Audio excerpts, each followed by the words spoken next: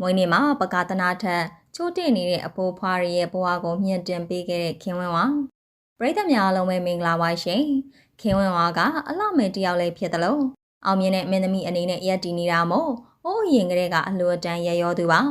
သူမလှူတဲ့ပုံစံကတခြားအမှုပညာရှင်တွေနဲ့မတူပဲကွဲထွက်နေတတ်တဲ့အတွက်ပရိသတ်တွေကသဘောကျကြတာဖြစ်ပါတယ်ဒါအပြင်ခင်ဝင်းဝါက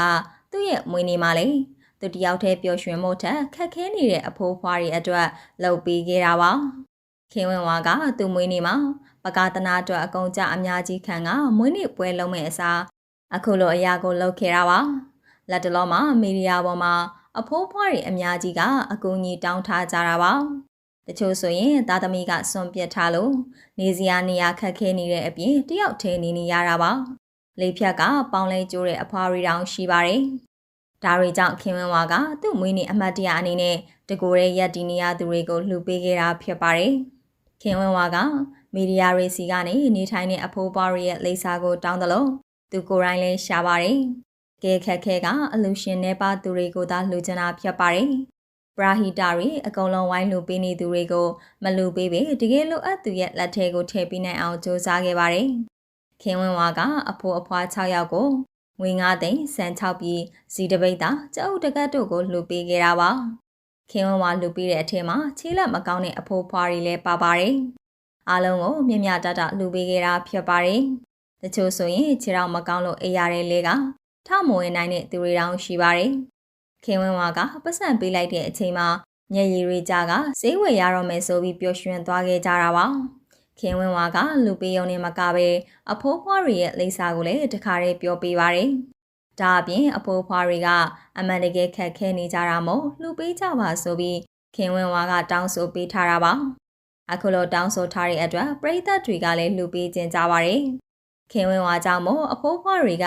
အလူရှင်တွေအများကြီးတို့ကအဆင်ပြေတော့မှာပါ။အားလုံးကလည်း80ပတ်ချလဲတွေမို့တကယ်လှူတဲ့လူတွေဖြစ်ပါတယ်။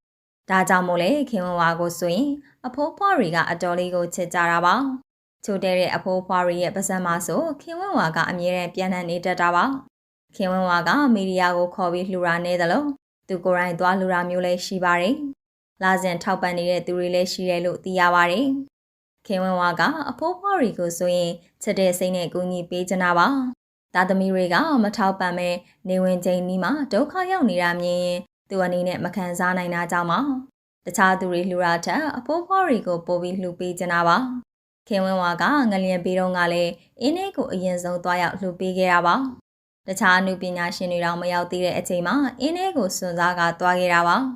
ငလျင်ပေးတဲ့ပြည်သူတွေကိုအကုန်လုံးလှူပေးပြီးမဲ့အဖိုးဖွားတွေကိုဦးစားပေးကလှူပေးခဲ့တာပါအဖိုးဖွားတွေကမိခိုရကင်းမဲ့တဲ့အတွက်ငွေသားတွေပို့လူကစိတ်လုံခြုံမှုပေးခဲ့တာဖြစ်ပါတယ်ခင်ဝင်းဝါကအလှလုံးရင်သူတယောက်တည်းအတွက်မဟုတ်ပဲသူအမအတွက်ပါလှူပေးတာပါခင်ဝင်းဝါရဲ့အမဖြစ်သူကပုံမှန်မဟုတ်ပဲချို့ယွင်းသူအဖြစ်ဝေဒနာခံစားနေရတာပါတာမန်လူတွေလိုအတိမျိုးမဟုတ်တဲ့အတွက်ခင်ဝင်းဝါကသူအမကိုဒီလိုဝေဒနာတွေနောက်တန်နေရာမှာမပါစေချင်ဘူးလို့လည်းဖွင့်ဟထားဖို့ပါတယ်ခင်ဝင်းဝါကမိခင်ဖြစ်သူအပေါ်မှာဆိုလေအရန်ကိုတီးတက်သူပါရှာသမျှအားလုံးကိုမိဘအတွက်သာသုံးခဲ့တာပါဖခင်ဖြစ်သူမကွယ်လွန်ငင်တော့ကဆိုလေဖခင်ကိုပြုစုခဲ့သလိုကွယ်လွန်ချိန်မှာလေသမီးကောင်းတာဝန်ကြည်ပွန်ခဲ့ပါတယ်အဖိုးဖွားတွေကိုဦးစားပေးလှူတဲ့ခင်ဝင်းဝါအပေါ်အမြင်လေးကိုပြောပြခဲ့ပါအောင်ရှင်ကြည့်ရှုအားပေးခဲ့ကြလို့ကျေးဇူးတင်ပါတယ်